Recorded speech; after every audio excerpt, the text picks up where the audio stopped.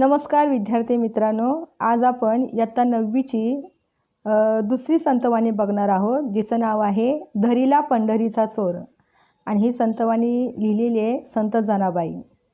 तर या संतवाणीमध्ये विठ्ठल आणि संत जनाबाई, भक्त जनाबाई यांचे हे जे भक्तीचे नाते आहे याचं अतूटपणे वर्णन या संतवाणीमध्ये केलेलं आहे।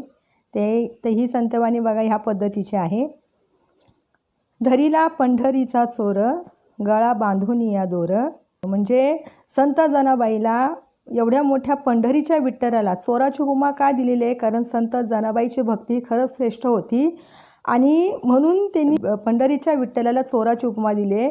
आणि त्यांची भक्ती श्रेष्ठ असल्यामुळे ते म्हणतात की मी ह्या पंढरीच्या चोराला पकडले, त्याच्या गळ्यात दोर बांधलेली आहे।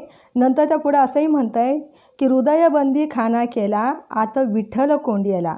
म्हणजे संत जनाबाईची भक्ती एवढी श्रेष्ठ होती की त्यांनी साक्षात विठ्ठलाला आपल्या हृदयामध्ये काय केलेलं आहे? कोंडलेलं आहे। हृदयबंदी खाना केला आणि आता विठ्ठल कोंडेला, म्हणजे हृदयामध्ये एकमेव अशी जागा सर्वश्रेष्ठ करून विठ्ठलाला ठेवलेलं आहे।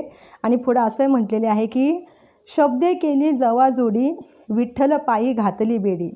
म्हणजेच काय की श्री विठ्ठलाच्या पायी काय केलेली आहे? शब्दाची जवाजोडी विनवणी केलेली आहे। आणि एवढी विनवणी केल्यानंतर विठ्ठलाच्या पायाला त्यांनी बेडी घातलेली आहे। कशाची? शब्दाची। नंतर अजून काय केलं आहे? पुढे सोहम शब्दाचा मारा केला, विठ्ठल काकुलतीला आला। सोहम शब्दाचा म्हणजे काय केलं आहे की ह्या ठिकाणी संत जनाबाईंनी श्री विठ्ठलाला विनवण्या केल्यानंतर आपल्या भावभक्ती शब्दाचा मारा केला, त्याला एवढ्या विनवण्या केल्या की साक्षात पंढरपूरचा राजा, पंढरपूरचा विठ्ठल काकुलतीला आला।